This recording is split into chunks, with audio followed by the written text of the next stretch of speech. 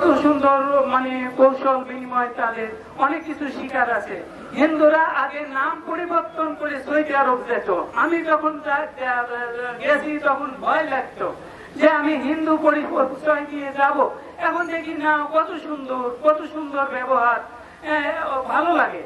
তা ওরা, আমি বলতাম আমার আকামাই ছিল আমি নন মুসলিম, এখন মুসলিম ওটা বলতো সমস্যা নাই, মাফি মুশকিলা তার বুঝলো ইনসান। তা কত সুন্দর লাগতো।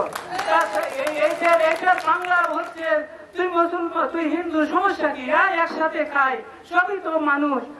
নবীজির যে বাণীগুলা আরাফাত মাঠে তিনি যে বিদায় ভাষণে দিয়ে গেছেন, ওইগুলা যদি আমরা অনুসরণ করি তাহলে তো আমাদের কত সামনে আলোময় পথ। তো সেখানে অনেক ভদ্র মহোদয়গণ আছেন, এটা অনেক কথা বলবেন, সময় নষ্ট করবো না, আমার জন্য দোয়া করেন। খোদা হাফেজ।